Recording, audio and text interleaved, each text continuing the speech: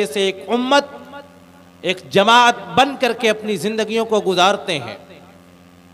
ان ساری مخلوقات کے اجتماعی قاعدے اور قانون ہیں۔ ما فرطنا فی الکتاب من شیء، اللہ تعالیٰ فرماتا ہے کہ ہم نے اپنی کتاب تقدیر کے اندر،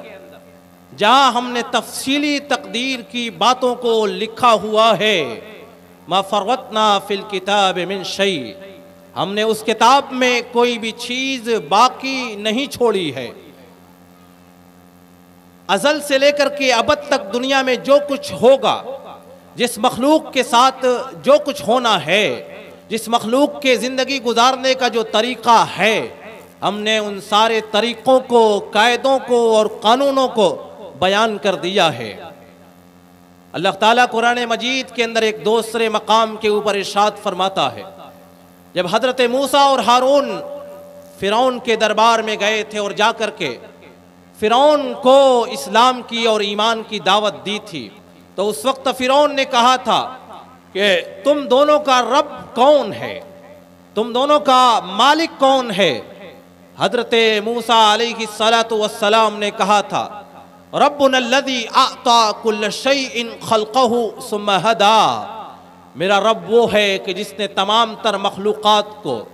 جس نے تمام مخلوقات کو اس کے لائق اعضاء اور جوارے، اس کے مناسب، اس کے شایان شان جسم و جان، رنگت، بناوٹ اور ساخت دیا، جس نے جسم کے ہر اس کو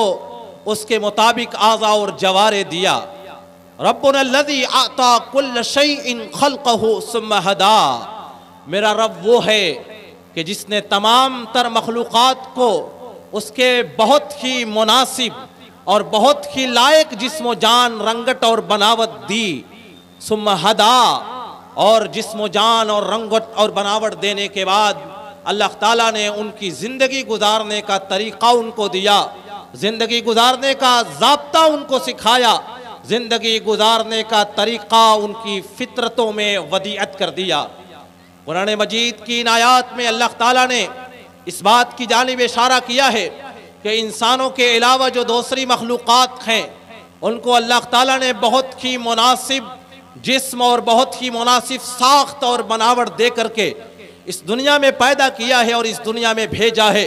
اور بھیجنے کے بعد ان کے لیے بھی زندگی گزارنے کے طریقے، قاعدے اور قانون اللہ تعالیٰ نے ان کی فطرتوں میں ڈال دیا۔ اور جس مخلوق کی فطرت میں اللہ تعالیٰ نے جو قاعدہ اور قانون ڈالا، اللہ تعالیٰ نے جس مخلوق کو زندگی گزارنے کا جو طریقہ دیا، ہر مخلوق اللہ کے اسی بتائے ہوئے طریقے کے مطابق اپنی زندگیاں بسر کر رہی ہے۔ تمام تر مخلوقات اللہ کے اسی قاعدے اور قانون کو فالو کر کے، اسی قاعدے اور قانون کے مطابق اپنی زندگیوں کو گزار رہے ہیں۔ اللہ تعالیٰ کی ایک عظیم مخلوق فرشتے، اللہ تعالیٰ نے فرشتوں کے لیے بھی زندگی گزارنے کا طریقہ اور قاعدہ اور قانون بتایا۔ وہ اللہ کی مخلوق فرشتے جو کہ بہت عظیم ہیں، بہت طاقتور ہیں، جن کے بارے میں اللہ تعالیٰ نے قرآن کریم کے اندر فرمایا، الحمدللہ الذی فاطر السماوات والارض جاعل الملائکۃ رسلا اولی اجنحۃ مثنی وثلاث ورباع، تمام تعریف اس اللہ کے لیے ہے جس نے زمین و آسمان کو بغیر کسی سابقہ مثال کے بنایا اور پیدا کیا۔ اس وقت جب کہ زمین و آسمان کا کوئی تصور بھی نہیں تھا، اللہ تعالیٰ نے زمین اور آسمان کو بغیر مثال کے، بغیر کسی سابقہ نمونے کے پیدا کیا۔ جاعل الملائکۃ رسلا، اللہ کی ذات وہ اتنی عظیم ہے کہ وہ فرشتوں کو اپنا قاصد بنا کر کے انسانوں اور اپنے درمیان جو رابطہ پیدا کرتا ہے، وہ فرشتوں کے ذریعے سے وہ رابطہ کرتا ہے۔ جاعل الملائکۃ رسلا، اس نے فرشتوں کو اپنا قاصد بنایا ہوا ہے۔ وہ فرشتے جن کو اللہ تعالیٰ نے ایک جگہ سے دوسری جگہ تک منتقل ہونے کے لیے اولی اجنحۃ مثنی وثلاث ورباع، جن کو اللہ نے پر دیا، بعض فرشتوں کو اللہ تعالیٰ نے 2 پر دیا، بعض فرشتوں کو اللہ تعالیٰ نے 3 پر دیا، بعض فرشتوں کو اللہ تعالیٰ نے 4 پر دیا۔ فرشتے اللہ کی عظیم مخلوق جن کو اللہ تعالیٰ نے دنیا کے بہت سارے امور کے اوپر متعین کیا ہوا ہے، اللہ تعالیٰ نے ان کو بڑی طاقت و قوت دی ہے۔ اتنی طاقت، اتنی قوت، اتنی عظمت کے باوجود فرشتے اللہ کی ہر لمحہ ہمہ وقت تابعداری اور اس کی اطاعت و فرما برداری میں لگے رہتے ہیں۔ ایک لمحے کے لیے، ایک منٹ کے لیے، ایک سیکنڈ کے لیے بھی فرشتے اللہ کے حکم کی نافرمانی نہیں کرتے۔ اور فرشتوں کے سردار جبریل امین، جن کو اللہ تعالیٰ نے اتنا طاقتور، اتنا عظیم بنایا ہے کہ وہ رسول پاک صلی اللہ علیہ وسلم کے پاس جب آتے تھے تو عام طور سے انسانی شکل و صورت میں آیا کرتے تھے، کبھی کسی عرابی کی صورت میں آتے تھے، کبھی کسی صحابی کی صورت میں آتے تھے، کبھی حضرت دحیہ کلبی کی شکل و صورت میں آیا کرتے تھے۔ لیکن جبریل امین کو رسول پاک صلی اللہ علیہ وسلم نے ان کی اصلی شکل و صورت میں صرف 2 مرتبہ دیکھا تھا۔ وَلَقَدْ رَآهُ نَزْلَةً أُخْرَى عِنْدَ السِّدْرَةِ الْمُنْتَهَى عِنْدَهَا جَنَّةُ الْمَأْوَى۔ رسول اکرم صلی اللہ علیہ وسلم نے جبریل امین کو 2 مرتبہ ان کی اصلی شکل و صورت میں دیکھا تھا۔ پہلی مرتبہ رسول پاک صلی اللہ علیہ وسلم نے جبریل امین کو ان کی اصلی شکل و صورت میں معراج کی رات سدرۃ المنتہا کے پاس دیکھا تھا۔ اور کس طریقے سے دیکھا تھا، خود صحیح مسلم جلد اول کتاب الایمان کی ایک حدیث، اور حدیث کے راوی حضرت عبداللہ ابن مسعود رضی اللہ تعالی عنہ، عبداللہ ابن مسعود فرماتے ہیں کہ نبی اکرم صلی اللہ علیہ وسلم نے جبریل امین کو دیکھا۔ وَلَهُ 600 جناحٍ، جبریل امین کو اللہ تعالیٰ نے 1 نہیں 2 نہیں بلکہ 600 پر دیا ہوا تھا۔ اور پھر صحیح البخاری کی ایک روایت میں آتا ہے کہ جب جبریل امین رسول پاک صلی اللہ علیہ وسلم کے پاس انہو اتا فی هذه المرہ فی صورتہ التی ہی صورتہ، جبریل امین جب رسول پاک کے پاس اپنی اصلی شکل و صورت میں آئے، اپنی اصلی ساخت اور بناوٹ میں آئے، رسول پاک نے جبریل امین کو دیکھا اور دیکھتے ہوئے کہا فَصَدَّ الْأُفُقِ۔ جبریل امین جب زمین کے اوپر آئے، زمین سے آسمان تک اور آسمان کے کناروں کو ان کے جسم نے، ان کے پروں نے بھر دیا تھا۔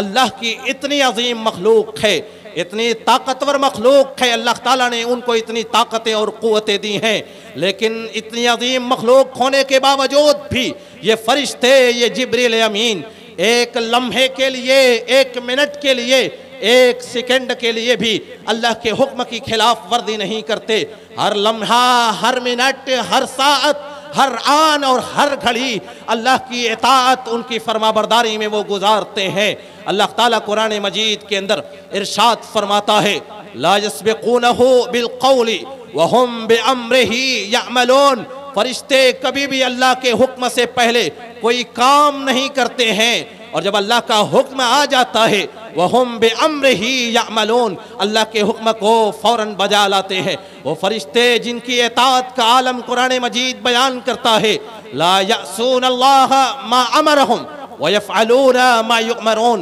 اللہ تعالیٰ کے حکم کی وہ کبھی خلاف ورزی نہیں کرتے۔ اللہ جو کچھ بھی انہیں حکم دیتا ہے لا يَعْصُونَ اللَّهَ، وہ اللہ کی مخالفت، اس کی خلاف ورزی نہیں کرتے۔ وَيَفْعَلُونَ مَا يُؤْمَرُونَ، اور جو کچھ بھی ان کو حکم اللہ کی جانب سے ملتا ہے اس کو وہ لوگ بجا لاتے ہیں۔ اور کس طریقے سے فرشتے اللہ کے حکم کی بجا آوری کے لیے، اس کے فرمان کی بجا آوری کے لیے کس طریقے سے فرشتے تیار ہوتے ہیں۔ حضرت اسرافیل کے بارے میں سنن ترمذی کی ایک روایت میں آتا ہے، حدیث کے راوی حضرت ابو سعید خدری سعد ابن مالک ابن سنان رضی اللہ تعالی عنہ ہیں۔ حضرت ابو سعید خدری فرماتے ہیں رسول اکرم صلی اللہ علیہ وسلم نے ارشاد فرمایا کیف انعم وصاحب القرن قد التقم القرن حنا جبہتہ واصغى سمعہ، کیسے میں نعمتوں کی زندگی گزاروں، کیسے میں عیش و عشرت کی زندگی گزاروں، جبکہ سور کا فرشتہ، جبکہ وہ فرشتہ جس کو سور کی پھونکنے کی ذمہ داری دی گئی ہے، حضرت اسرافیل قد التقم القرن، وہ سور کو اپنے منہ میں دبائے ہوئے منتظر ہیں، وہ سور کو اپنے منہ میں دبا کر کے اللہ تعالیٰ کے حکم کا انتظار کر رہے ہیں۔ حنا جبہتہ،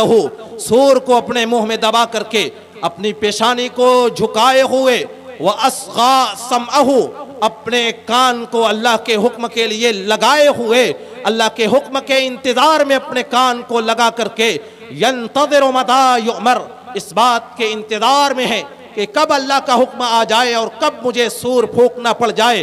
اس قدر اللہ کے حکم کا انتظار فرشتے کرتے ہیں، اس قدر اللہ کے حکم کا انتظار حضرت اسرافیل علیہ السلام کرتے ہیں۔ وہ اتنی عظیم مخلوق، وہ اتنی طاقتور مخلوق، اللہ تعالیٰ نے ان کو اتنا عظیم بنایا، اتنا طاقتور بنایا، لیکن پھر بھی وہ ایک لمحے کے لیے بھی اللہ کے حکم کی نافرمانی نہیں کرتے ہیں۔ ہر لمحہ وہ اللہ کے حکم کے انتظار میں ہوتے ہیں، کب اللہ کا حکم آ جائے اور کب مجھے اللہ کے حکم کی بجا آوری کرنی پڑ جائے۔ بلکہ وہ فرشتے اللہ تعالیٰ کے حکم سے اس قدر خوف زدہ ہوتے ہیں کہ صحیح البخاری کی ایک روایت، صحیح البخاری جلد دوم کتاب التفسیر کی یہ روایت اور حدیث کے راوی حضرت ابو ہریرہ رضی اللہ تعالی عنہ ہیں۔ حضرت ابو ہریرہ فرماتے ہیں کہ رسول اکرم صلی اللہ علیہ وسلم نے ارشاد فرمایا، اذا قضى اللہ امرا فی السماء، جب اللہ تعالیٰ آسمان میں کوئی کسی چیز کے بارے میں فیصلہ کرتا ہے، جب اپنا کوئی حکم اللہ تعالیٰ صادر فرماتا ہے، فرشتے اپنے پروں کو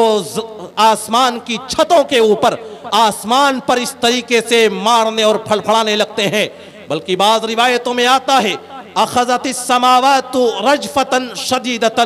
آسمان کے اوپر بھی کپ کپی طاری ہو جاتی ہے، آسمان بھی اللہ کے حکم کے آگے، اللہ کے فیصلے کے سامنے کانپنے اور کپ کپانے لگتا ہے۔ فرشتے بھی اللہ کے آرڈر اور اس کے حکم کے سامنے بے ہوش ہو کر کے زمین کے اوپر گر پڑتے ہیں اور پھر سجدوں میں گر پڑتے ہیں اور اپنے پروں کو زمین کے اوپر اس طریقے سے مارنے لگتے ہیں کأنہ سلسلۃ علی صفوان، کہ گویا کی کسی چٹان کے اوپر کسی زنجیر کو تیزی کے ساتھ پیٹا جا رہا ہو۔ اس طریقے سے فرشتے اللہ کے حکم کے سامنے، اس کے فرمان کے سامنے خوف زدہ ہو جاتے ہیں کہ نہیں معلوم اللہ تعالیٰ کا کس چیز کا فیصلہ آیا ہوا ہے، کس چیز کے بارے میں اللہ تعالیٰ نے اپنا فیصلہ سنایا ہے۔ اسی لیے اللہ تعالیٰ قرآن مجید کے اندر ارشاد فرماتا ہے حتی اذا فزع عن قلوبہم قالوا ماذا قال ربکم، جب فرشتے اللہ کے حکم کو سن کر کے بے ہوش ہو جاتے ہیں اور جب ہوش میں آتے ہیں تو پوچھتے ہیں ماذا قال ربکم، تمہارے رب نے کیا حکم دیا ہے، تمہارے رب نے کیا فرمان سنایا ہے۔ جب ان کو بتایا جاتا ہے کہ اللہ نے یہ فرمان سنایا ہے، قالوا الحق وهو العلی الکبیر، تو فرشتے اللہ کی تصدیق کرتے ہیں اور کہتے ہیں اللہ کا فرمایا ہوا ہر فرمان صحیح اور برحق ہوتا ہے، وهو العلی الکبیر، اور اس کی ذات بڑی ہی عظیم الشان، وہ بڑی ہی عظمتوں والا ہے۔ بہرحال بتانے کا مقصد یہ ہے کہ فرشتے اللہ کی اتنی عظیم مخلوق، اتنی عظمت، اتنی طاقت و قوت کے باوجود بھی وہ اللہ کا خوف اپنے دلوں میں رکھتے ہیں، وہ اللہ کے بنائے ہوئے قاعدے اور قانون کے مطابق اپنی زندگیوں کو گزارتے ہیں، اللہ کا خوف اپنے دلوں میں رکھتے ہیں، ایک لمحے کے لیے بھی اللہ کے حکم کی خلاف ورزی نہیں کرتے۔ اللہ تعالیٰ کی مخلوقات میں سے ایک عظیم مخلوق سورج بھی ہے، نظام شمسی کا سب سے روشن سیارہ، سب سے روشن سیارہ جو زمین سے تقریباً 110 گنا بڑا ہے، جو زمین سے تقریباً 110 گنا بڑا ہے، لیکن اتنا عظیم ہونے کے باوجود بھی سورج اللہ کے حکم کے مطابق چلتا ہے اور اپنی گردشوں کو مکمل کرتا ہے۔ اللہ تعالیٰ قرآن مجید کے اندر سورہ یاسین میں ارشاد فرماتا ہے وَالشَّمْسُ تَجْرِي لِمُسْتَقَرٍّ لَهَا ذَلِكَ تَقْدِيرُ الْعَزِيزِ الْعَلِيمِ وَالْقَمَرَ قَدَّرْنَاهُ مَنَازِلَ حَتَّى عَادَ كَالْعُرْجُونِ الْقَدِيمِ۔ بہرحال تو قرآن کریم کی سورہ یاسین کی آیت کریمہ وَالشَّمْسُ تَجْرِي لِمُسْتَقَرٍّ لَهَا ذَلِكَ تَقْدِيرُ الْعَزِيزِ الْعَلِيمِ، کہ سورج اللہ کی اتنی بڑی مخلوق، اتنی عظیم مخلوق جو زمین سے تقریباً 110 گنا بڑا، اور اتنی عظیم ہونے کے باوجود بھی وہ اللہ کا کس قدر فرما بردار، اس کا تابعدار، اس کے حکم کے مطابق چلنے والا، اپنے وقت متعینہ پر طلوع اور غروب ہونے والی وہ مخلوق، اللہ تعالیٰ قرآن مجید کے اندر اس کے بارے میں ارشاد فرماتا ہے وَالشَّمْسُ تَجْرِي لِمُسْتَقَرٍّ لَهَا ذَلِكَ تَقْدِيرُ الْعَزِيزِ الْعَلِيمِ وَالْقَمَرَ قَدَّرْنَاهُ مَنَازِلَ حَتَّى عَادَ كَالْعُرْجُونِ الْقَدِيمِ، کہ سورج اللہ تعالیٰ نے اس سورج کے لیے ایک مستقر، ایک مدار اور ایک محور متعین کر دیا ہے۔ وہ سورج اپنے اسی مدار، اسی محور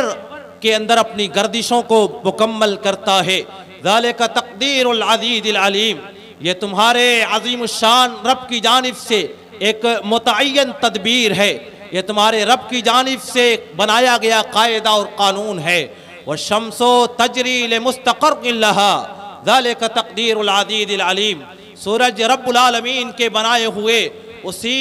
قاعدے اور قانون کے مطابق وہ گردش کرتا ہے، وہ اپنے مستقر اور اپنے مدار اور اپنے محور کے اوپر گھومتا ہے۔ والقمر قدرناہ منازل، اور صرف سورج ہی نہیں بلکہ چاند جو کہ اللہ کی ایک عظیم مخلوق ہے، ہم نے چاند کی منزلوں کو متعین کر دیا ہے۔ چاند کی 28 منزلیں، روزانہ چاند الگ الگ منزلوں میں طلوع ہوتا ہے۔ والقمر قدرناہ منازل حتی عاد کالعرجون القدیم، یہاں تک کہ چاند جب طلوع ہوتا ہے اپنے شہر اور مہینے کی ابتدائی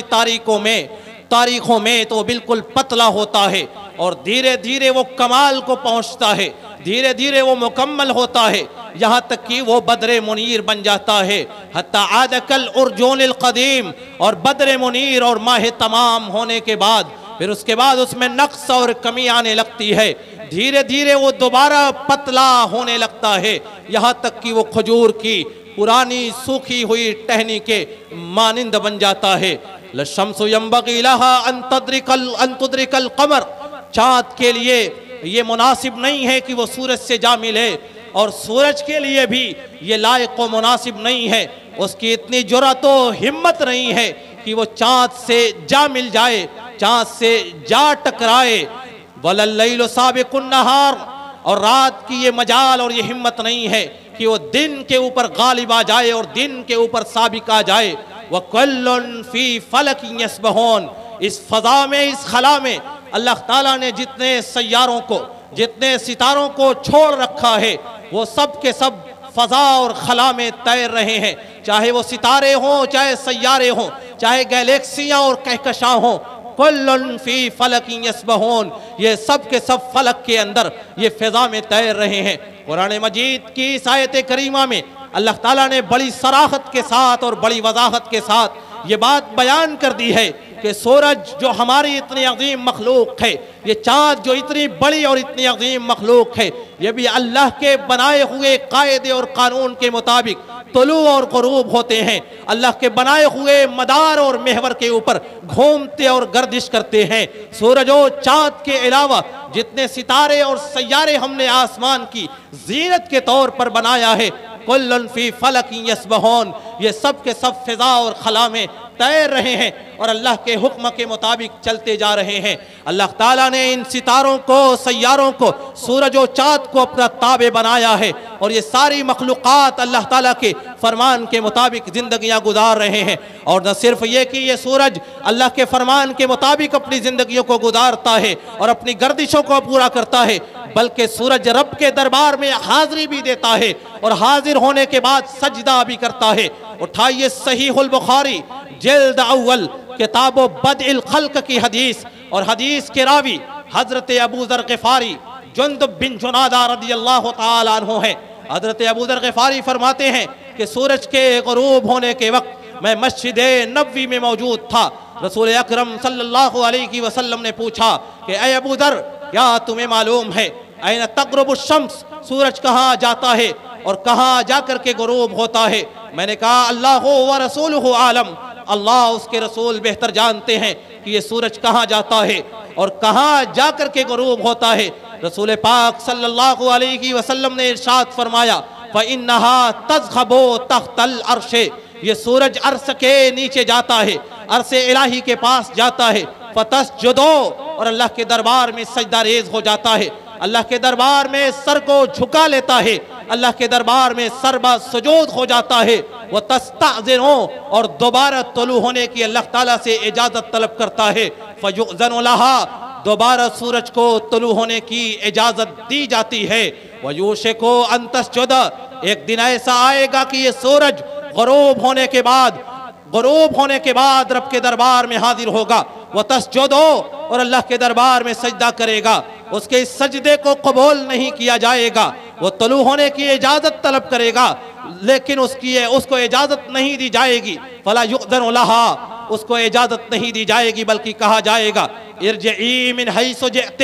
تم وہیں چلے جاؤ جہاں سے تم ہو کر کے آئے ہو. سورج مغرب سے غروب ہو کر کے آیا تھا، دوبارہ وہ مغرب سے طلوع ہو جائے گا. فَحِينَئِذٍ تَطْلُعُ مِن مَغْرِبِهَا، اس وقت سورج اپنے مغرب سے طلوع ہوگا. اور سورج کا مغرب سے طلوع ہو جانا قیامت کی نشانیوں میں سے ایک بڑی نشانی ہوگی، اور اس کے معن بعد قیامت قائم ہو جائے گی اور قیامت برپا ہو جائے گی. بتانے کا مقصد یہ ہے کہ سورج اللہ کے دربار میں جاتا ہے، اتنے عظیم مخلوق ہونے کے باوجود اس کی اطاعت فرما برداری کرنے کے ساتھ ساتھ اس کے بتائے ہوئے راستے پر گردش اور محور کرنے کے بعد، وہ پوری گردش مکمل کرنے کے بعد وہ رب کے دربار میں جا کر کے سجدہ ریز ہو جاتا ہے. اور یہ معاملہ صرف سورج کا نہیں ہے، اللہ تعالیٰ کی تمام تر مخلوقات اس کے دربار میں سجدہ ریز ہوتی ہیں. اللہ تعالیٰ قرآن مجید کے اندر ارشاد فرماتا ہے أَلَمْ تَرَ أَنَّ اللَّهَ يَسْجُدُ لَهُ مَنْ فِي السَّمَاوَاتِ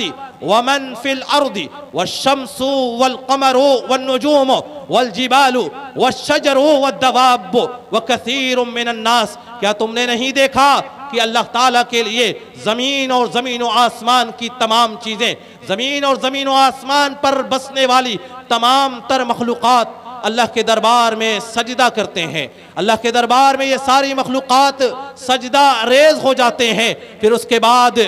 کے بعد اللہ تعالیٰ ارشاد فرماتا ہے والشمس والقمر، یہ سورج بھی اللہ کے دربار میں سجدہ ریز ہو جاتا ہے. والقمر، یہ چاند بھی اللہ کے دربار میں جا کر کے سجدہ کرتا ہے. والنجوم، یہ ستارے اور سیارے بھی اللہ کے دربار میں سجدہ ریز ہو جاتے ہیں. والجبال، یہ اتنا عظیم الشان پہاڑ، اتنی عظمتوں والا، اپنی صلابت و سختی کے باوجود بھی یہ پہاڑ اللہ کے دربار میں سجدہ کرتے ہیں. کیا بات ہے! آپ لوگ اطمینان اور سکون سے بیٹھیں، کتاب و سنت کی باتیں ہو رہی ہیں، رب العالمین کے فرشتے اپنے پروں کو بچھائے ہوئے ہیں. رسول اکرم صلی اللہ علیہ وسلم نے ایک حدیث کے اندر ارشاد فرمایا تھا کہ جب کوئی قوم اور کوئی جماعت اللہ کے قرآن کی بات کرتی ہے، قرآن کی تفسیر کی بات کرتی ہے، رسول پاک کے فرمان کی بات کرتی ہے، تو فرشتے اس مجلس کے اوپر اپنے پروں کو بچھا لیتے ہیں. فرشتوں کے سائے میں ہیں انشاءاللہ العزیز. کتاب و سنت کی باتیں آپ کے سامنے آتی رہیں گی. ادھر ادھر منتشر ہونے کے بجائے آپ سے گزارش ہے کہ آپ لوگ اطمینان اور سکون کے ساتھ بیٹھیں. بہرحال تو میں یہ کہہ رہا تھا کہ سورج و چاند کے علاوہ، ستاروں اور سیاروں کے علاوہ اللہ کی بڑی بڑی مخلوقات، یہ پہاڑ جو اتنا عظیم، اتنا سخت ہوتا ہے، اپنی صلابت و سختی کے باوجود بھی پہاڑ اللہ کے دربار میں سجدہ ریز ہوتے ہیں. اللہ تعالیٰ قرآن مجید کے اندر ارشاد فرماتا ہے کہ والشمس والقمر والنجوم والجبال والشجر والدواب، سورج بھی اللہ کے سامنے سجدہ ریز، چاند بھی اللہ کے سامنے سر بسجود، یہ ستارے و سیارے بھی اللہ کے سامنے سجدہ کرتے ہیں. یہ عظیم الشان پہاڑ بھی اللہ کے دربار میں جھکتے ہیں. کس طریقے سے جھکتے ہیں، کس طریقے سے سجدہ کرتے ہیں، اللہ تعالیٰ ان کی کیفیتوں کا جاننے والا بہتر طریقے سے جانتا ہے. لیکن رب نے قرآن میں کہا ہے، ہمارا اس بات کے اوپر ایمان ہے اور اعتقاد ہے کہ یہ پہاڑ بھی اللہ کے دربار میں سجدہ ریز ہوتے ہیں. اللہ تعالیٰ نے قرآن مجید کے اندر پہاڑوں کے بارے میں ان کی صلابت و سختی کے باوجود بہت ساری باتیں کہی ہیں. یہ پہاڑ جن کے اندر شعور نہیں ہوتا ہے، جن کے اندر ادراک نہیں ہوتا ہے، لیکن اللہ تعالیٰ نے ان کے بارے میں کہا ہے وَإِنَّ مِنْهَا لَمَا يَحْبِطُ مِنْ خَشْيَةِ اللَّهِ، پہاڑوں میں سے بعض پہاڑ تو ایسے ہوتے ہیں جو اللہ کے خوف سے، جن کی چٹانیں لڑکھڑاتے ہوئے زمین کے اوپر اپنی اونچائی سے گرتے ہوئے زمین کے اوپر آ جاتی ہیں. ان پہاڑوں کی صلابت و سختی کے باوجود اللہ تعالیٰ نے قرآن مجید کے اندر ارشاد فرمایا إِنَّ عَرَضْنَا الْأَمَانَةَ عَلَى السَّمَاوَاتِ وَالْأَرْضِ وَالْجِبَالِ فَأَبَيْنَ أَن يَحْمِلْنَهَا وَأَشْفَقْنَ مِنْهَا، ہم نے اپنی امانت کو، ہم نے اپنی شریعت کو، ہم نے احکامات تکلیفیہ شرعیہ کو، بندوں کو، انسانوں کو جس چیز کا پابند بنایا گیا ہے، جس شریعت کا مکلف بنایا گیا ہے اسی شریعت کو ہم نے زمین کے اوپر بھی پیش کیا تھا، ہم نے آسمانوں کے اوپر بھی پیش کیا تھا، ہم نے پہاڑوں پر بھی اس شریعت کو پیش کیا تھا۔ فَأَبَيْنَ أَن يَحْمِلْنَهَا، لیکن پہاڑوں نے، زمینوں نے، آسمانوں نے بھی اس شریعت کو قبول کرنے سے انکار کر دیا، اپنے دامن کو بچا لیا۔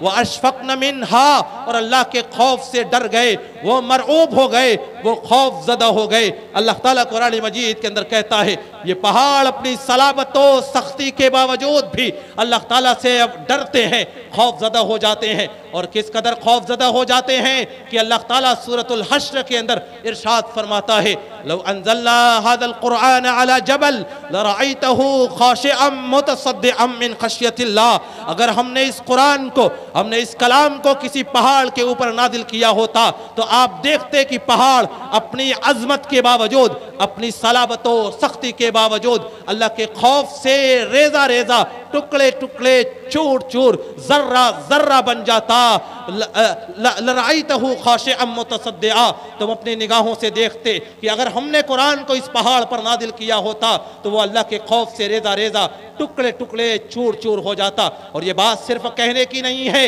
کہ قرآن کی پہاڑ قرآن کے خوف سے اور اللہ تعالیٰ کے خوف سے، قرآن کی عظمت سے ریزہ ریزہ اور چور چور ہو جاتا، بلکہ اللہ تعالیٰ نے اس کے نمونے، اس کی مثالیں قرآن مجید کے اندر دی ہیں۔ جب حضرت موسیٰ علیہ السلام کو کوہ طور کے اوپر 40 دن کے بعد، 40 دن کی میقات کے بعد بلایا گیا تھا، اور حضرت موسیٰ اپنی 40 دن کی مدت کو مکمل کرنے کے بعد جب کوہ طور کے اوپر اللہ تعالیٰ سے ہم کلام ہونے کے لیے اور جا کر کے تورات لینے کے لیے گئے تھے، اس وقت حضرت موسیٰ نے اللہ تعالیٰ سے کہا تھا رب ارنی انظر الیک، اے اللہ تعالیٰ میں تمہیں دیکھنا چاہتا ہوں، میں تیری ذات کو دیکھنا چاہتا ہوں۔ اللہ تعالیٰ نے کہا لن ترانی، تم مجھے دیکھ نہیں سکتے، دنیا کی یہ آنکھیں، دنیا کی نگاہیں میرا ادراک نہیں کر سکتی ہیں،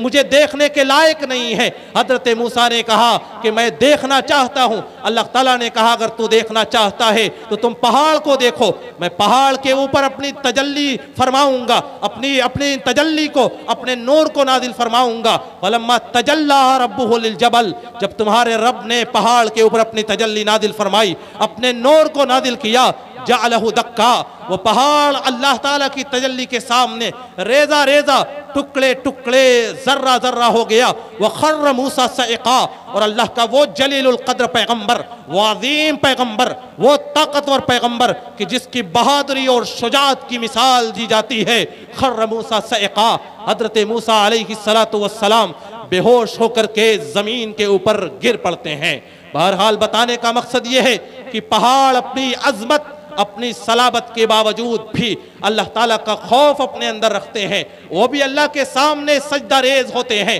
الم تر ان اللہ یسجد لہ من فی السماوات ومن فی الارض، کیا تم نے نہیں دیکھا کہ اللہ تعالیٰ کے دربار میں زمین و آسمان کی ساری چیزیں سجدہ ریز ہوتی ہیں، یہ سورج بھی، یہ چاند بھی، یہ ستارے بھی، یہ سیارے بھی، والجبال، یہ پہاڑ بھی سجدہ ریز ہوتا ہے، والشجر، یہ درخت بھی، یہ پودے بھی، یہ چھوٹے چھوٹے پودے اور گھاس پھوس بھی اللہ کے دربار میں سجدہ کرتے ہیں۔ اور صرف سجدہ ہی نہیں کرتے بلکہ یہ چھوٹے چھوٹے پودے، یہ بڑے بڑے درخت اللہ رب العالمین کی تسبیح، اس کی پاکی کو بھی بیان کرتے ہیں۔ سائنسدانوں کی ایک ٹیم نے جب پودوں کے اوپر ریسرچ کیا تھا، ریسرچ کے دوران جب مائکرو فون کے ذریعے سے انہوں نے پودوں کی آوازوں کو سننے کی کوشش کی تو وہ اس نتیجے پر پہنچے تھے کہ پودوں سے، درختوں سے آوازیں آتی ہیں، لیکن وہ آوازیں کس طریقے کی ہوتی ہیں، وہ آوازیں کیسی ہوتی ہیں، ان کا معنی اور مفہوم کیا ہوتا ہے۔ پوری ٹیم حیران اور ششدر تھی کہ آخر یہ کون سی آوازیں ہیں جو درختوں اور پودوں سے نکل رہی ہیں، آخر یہ کیسی آواز ہے۔ انہی کے درمیان ایک مسلم سائنسداں بھی تھا۔ جب سارے سائنسداں حیران اور پریشان ہو گئے تو اس مسلمان سائنسداں نے کہا پودوں سے یہ نکلنے والی آواز قرآن کریم کے مطابق اللہ کی تسبیح، اس کی پاکی کی آوازیں ہوتی ہیں، یہ پودے اللہ کی تسبیح اس کی پاکی کو بیان کرتی ہیں۔ اللہ تعالیٰ قرآن مجید کے اندر انہی پودوں کے بارے میں اور کائنات کی ساری چیزوں کے بارے میں ارشاد فرماتا ہے تسبح لہ السماوات السبع والارض ومن فیہن۔ اللہ تعالیٰ کی پاکی بیان کرتے ہیں، یہ ساتوں آسمان بھی، زمین اور زمین کے ساتوں طبق بھی اللہ کی پاکی، اس کی تسبیح، اس کی تقدیس کو بیان کرتے ہیں۔ زمین و آسمان کے درمیان جتنی مخلوقات ہیں وہ ساری مخلوقات اللہ کی تسبیح، اس کی تقدیس کو بیان کرتی ہیں، اس کی حمد و ثنا کو بیان کرتی ہیں۔ وَإِن مِّن شَيْءٍ إِلَّا يُسَبِّحُ بِحَمْدِهِ، زمین و آسمان کی کوئی بھی چیز ایسی نہیں ہے جو اللہ کی تسبیح، اس کی تقدیس، اس کی پاکی، اس کی حمد و ثنا اور اس کے ذکر کو بیان نہ کرے۔ ساری چیزیں اللہ کی پاکی کو بیان کرتی ہیں۔ وَلَكِن لَا تَفْقَهُونَ تَسْبِيحَهُمْ، لیکن تم ان کی تسبیح کو،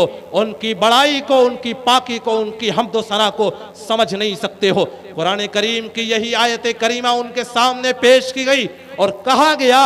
اللہ تعالیٰ نے قرآن کریم کی اس آیت کریمہ میں زمین و آسمان کی تمام تر مخلوقات کے بارے میں یہ کہا ہے وَإِن مِّن شَيْءٍ إِلَّا يُسَبِّحُ بِحَمْدِهِ،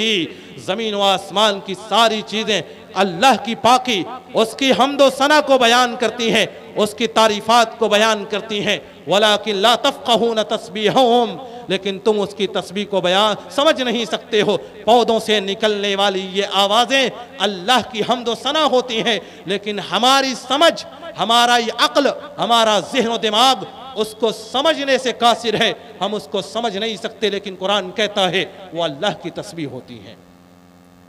ساری چیزیں اللہ کی پاکی کو بیان کرتی ہیں۔ بلکہ پودوں کے بارے میں تو سائنسدانوں کی ایک رپورٹ اور ایک ریسرچ اور تحقیق یہ بھی ہے کہ پودے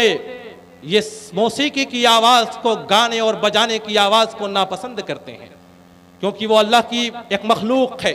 وہ اللہ کے بنائے گئے فطری قاعدے اور قانون کے مطابق اگتے ہیں اور بڑے ہوتے ہیں، اور اللہ تعالیٰ نے جو قانون ان کی فطرتوں میں، ان کے رگ و ریشے میں ودیت کر دیا ہے، وہ اسی کے مطابق پلتے اور بڑھتے رہتے ہیں۔ اور ریسرچروں کی ایک تحقیق نے یہ بھی بتایا کہ جب پودوں کو، جب پلانٹس کو اور درختوں کو موسیقی کی آواز، گانے اور بجانے کی آواز سنائی جاتی ہے تو پودے مخالف سمت میں مائل ہو جاتے ہیں، وہ موسیقی کی جانب مائل نہیں ہوتے، بلکہ موسیقی کے مخالف سمت، مخالف جانب وہ مائل ہو جاتے ہیں اور گانے اور بجانے کی چیزوں سے اعراض کرتے ہیں، کیونکہ وہ فطرت کے مطابق چلتے ہیں، کیونکہ وہ فطری قانون کے مطابق چلتے ہیں۔ اور فطرت کا یہ قانون کہتا ہے کہ موسیقی یہ انسانی فطرت کے مخالف ہے، یہ فطرت انسانی اور فطرت الہی کے مخالف ہے۔ اسی لیے رسول پاک صلی اللہ علیہ وسلم نے موسیقی کو، گانے اور بجانے کو حرام قرار دیا، اور جہاں کہیں بھی آپ کے سامنے موسیقی کی آوازیں آئیں، جیسا کہ روایات اور احادیث کے اندر آتا ہے، ایک مرتبہ رسول پاک صلی اللہ علیہ وسلم ایک راستے سے گزر رہے تھے، آپ کے کان میں گانے اور بجانے کی آوازیں آئیں، آپ نے فوراً اپنے کانوں کو بند کر لیا اور فوراً وہاں سے دور بھاگے۔ یہی فطرت الہی ہے، یہی انسانی فطرت ہے، یہی اللہ کا قاعدہ اور قانون ہے کہ موسیقی انسان کے لیے، اس کے ذہن و دماغ کے لیے مضر اور نقصان دہ ہے۔ اسی فطرت کے مطابق جب پودوں کے سامنے، یہ ہماری تحقیق نہیں ہے، یہ سائنسی تحقیق ہے کہ جب پودوں کے سامنے جب موسیقی کی آواز کو سنایا جاتا ہے، گانے اور بجانے کی آوازوں کو، تو پودے مخالف سمت میں مائل ہو جاتے ہیں، گانے اور بجانے کی آوازوں سے وہ اعراض کرتے ہیں، وہ دور بھاگتے ہیں، وہ دوسری سمت جھک جاتے ہیں۔ اور آج ہمارا عالم کیا ہے؟ ہم اللہ کی اس بنائے ہوئے قاعدے اور قانون، اس کے اس فطرت سے باغی ہیں۔ موسیقی اور گانے بجانے کی چیزوں کو ہم دلوں کی تسکین کا ذریعہ، ہم اپنے قلوب و اذہان کی تسکین کا ذریعہ سمجھتے ہیں، بلکہ اللہ تعالیٰ نے قلوب اور اذہان کی تسکین کا ذریعہ بتایا، الا بذکر اللہ تطمئن القلوب، اللہ کے ذکر سے دلوں کو تسکین ملتی ہے، دلوں کو سکون اور طمانینت ملتی ہے۔ بہرحال بتانے کا مقصد یہ ہے کہ زمین و آسمان کے درمیان جتنی مخلوقات ہیں، چاہے وہ کتنی ہی عظیم مخلوق کیوں نہ ہو، تمام تر مخلوقات اللہ کے بنائے گئے قاعدے اور قانون، اس کی دی گئی فطرتوں کے مطابق اپنی زندگیوں کو گزارتے ہیں، اسی کے مطابق وہ چلتے ہیں، اسی کے مطابق اسی کو فالو کرتے ہیں۔ ایک لمحے کے لیے بھی وہ اس قاعدے اور قانون سے بغاوت نہیں کرتے۔ لیکن آج حضرت انسان، آج انسان اللہ تعالیٰ نے انسانوں کو جو فطری قانون دیا، جو فطری قاعدہ اور قانون اور جو فطری مذہب دیا، انسان اس مذہب سے، اس قاعدے اور قانون سے غافل ہے۔ اللہ تعالیٰ نے انسانوں کو اس لیے پیدا کیا تاکہ انسان اس دنیا میں آ کر کے میری طاعت، میری بندگی کرے، اور آج انسانوں کا عالم اور مسلمانوں کا اور ہمارا عالم یہ ہے کہ ہم رب کی طاعت و بندگی سے دور بھاگتے ہیں۔ دنیا کی تمام تر مخلوقات اللہ تعالیٰ کے تابع ہو کر کے زندگیاں گزارتے ہیں، سوائے حضرت انسان کے۔ یہی انسان ہے کہ جس کے لیے اللہ تعالیٰ نے یہ قانون بنایا کہ وہ 5 وقت مسجدوں میں حاضر ہو کر کے اپنے سر کو میرے سامنے رب کے دربار میں اللہ کے سامنے اپنے سروں کو جھکائے۔ لیکن آج دیکھتے ہیں مسجدیں ویران ہوتی ہیں، لوگ بازاروں اور سڑکوں کے کی زینت بنے ہوتے ہیں، لوگ ہوٹلوں اور چوک چوراہوں کے اوپر اپنی مجلس سے جمائے ہوئے، غیبتوں کی مجلس سے جمائے ہوئے بیٹھے رہتے ہیں۔ اللہ تعالیٰ نے انسانوں کو یہ فطری قانون دیا کہ وَجَعَلْنَا اللَّيْلَ لِبَاسًا وَجَعَلْنَا النَّهَارَ مَعَاشًا، کہ ہم نے دن اس لیے بنایا تاکہ تم دن کے اجالے میں اپنی روزیوں کو حاصل کرو، ہم نے رات اس لیے بنایا ہے تاکہ رات کے اندر تم سکون حاصل کرو، رات کے اندر تم آرام کرو۔ ہمارا نوجوان رات کو سڑکوں کے اوپر، گلی کے اندر، چوک اور چوراہوں پر اپنے موبائل کے ساتھ آپ کو مل جائے گا۔ ہمارا نوجوان رات بھر مٹر گشتیاں کرتا ہے۔ ہمارا نوجوان رب کے قانون کو توڑتے ہوئے، رب العالمین کے اس فطری اصول کو توڑتے ہوئے رات بھر الوؤں کی طرح جاگتے ہیں اور دن بھر جانوروں کی طرح سوتے ہیں، اور پھر کہتے ہیں کہ ہماری روزیوں میں برکت نہیں ہے۔ وہ رات جس کو اللہ نے سونے کے لیے بنایا تھا، رات بھر ہم الوؤں کی طرح جاگتے ہیں۔ ہم خود رب العالمین کے فطری قانون کے باغی ہیں۔ کائنات کی تمام چیزیں اللہ کے بتائے ہوئے قاعدے اور قانون کے مطابق اپنی زندگیوں کو بسر کرتی ہیں، یہاں تک کہ کتے بھی،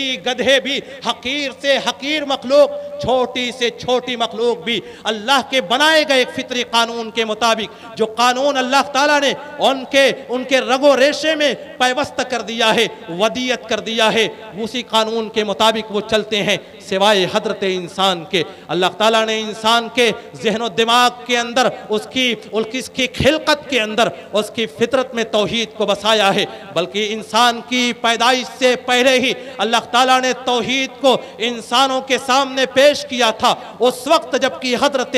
آدم کی پشت سے ان کی ذریت کو نکالا گیا تھا عالم الست میں، جس کو عالم الست کہا جاتا ہے۔ وَإِذْ أَخَذَ رَبُّكَ مِنْ بَنِي آدَمَ مِنْ ظُهُورِهِمْ ذُرِّيَّتَهُمْ وَأَشْهَدَهُمْ عَلَىٰ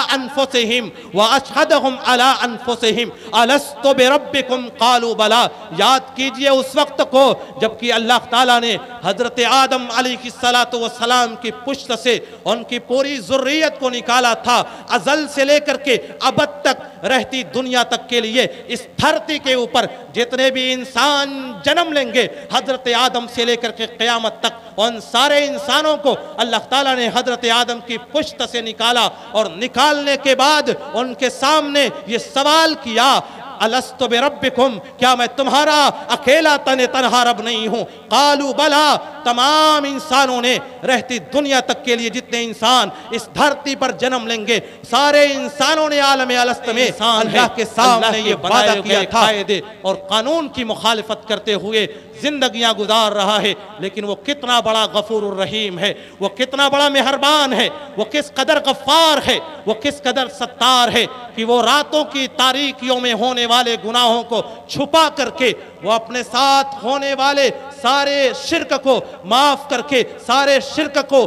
سے اراض کر کے، سارے شرک کو چھوڑ کر کے اللہ تعالیٰ پھر بھی انسانوں کو اپنی نعمتیں دے رہا ہے، انہیں کھلا رہا ہے اور پلا رہا ہے۔ ضرورت اس بات کی ہے، میرا وقت تقریباً ختم ہو چکا ہے، ضرورت اس بات کی ہے کہ کائنات کی ان ساری مخلوقات کے اندر غور فکر کیا جائے، تدبر و تفکر کیا جائے۔ اللہ تعالیٰ نے ہمیں سینے میں دھڑکتا ہوا ایک دل دیا ہے، غور کرنے کی، سمجھنے کی، تدبر و تفکر کی اللہ تعالیٰ نے ہمیں صلاحیتیں دی ہیں، اور یہ صلاحیتیں اسی لیے دی ہیں تاکہ ہم کائنات کی ان اشیاء میں، کائنات کے ان مخلوقات میں ہم غور و فکر کر سکیں۔ ان فی خلق السماوات والارض واختلاف اللیل والنہار لآیات لأولی الالباب الذین یذکرون اللہ قیاما وقعودا وعلى جنوبهم وَيَتَفَكَّرُونَ فِي خَلْقِ السَّمَاوَاتِ وَالْأَرْضِ رَبَّنَا مَا خَلَقْتَ هَذَا بَاطِلًا سُبْحَانَكَ فَقِنَا عَذَابَ النَّارِ۔ قرآن مجید کی اس آیت کریمہ میں اللہ تعالیٰ نے بڑا واضح پیغام دیا ہے کہ ہم نے کائنات کی ساری چیزوں کو تمہارے سامنے کھول کر کے رکھ دیا ہے، تمہیں دھڑکتا ہوا دل دیا، تمہیں غور و فکر کرنے کی، تدبر و تفکر کی صلاحیتیں دی ہیں، لہذا کائنات کی ان اشیاء میں غور و فکر کرو۔ اور جیسا کہ میں نے بتایا کہ دنیا اور دنیا کی یہ ساری مخلوقات اللہ کے بنائے گئے قاعدے اور قانون کے مطابق اپنی زندگیوں کو بسر کرتے ہیں، لیکن حضرت انسان اللہ کے بنائے گئے قاعدے اور قانون اس کے فطری اصول سے غافل ہے، لاپرواہ ہے، مخالفت کر رہا ہے۔ غور و فکر کرنے کی ضرورت ہے کہ اتنی مخالفت کے باوجود بھی اللہ تعالیٰ ہمیں کھلا رہا ہے، ہمیں پلا رہا ہے، اللہ تعالیٰ ہمیں اپنی نعمتوں سے مالا مال کر رہا ہے۔ لہذا غور کیجئے، اپنے نفسوں کا محاسبہ کیجئے، جائزہ لیجئے اپنے نفسوں کا کہ ہم کس قدر اللہ کے قاعدے، اس کے فطری اصول سے باغی ہو چکے ہیں۔ آخر میں اللہ تعالیٰ سے دعا ہے کہ الہ العالمین تو ہمیں اپنے فطری قانون کے مطابق زندگیوں کو گزارنے کی توفیق دے۔ آمین۔ وآخر دعوانا ان الحمدللہ رب العالمین۔ السلام علیکم ورحمۃ اللہ وبرکاتہ۔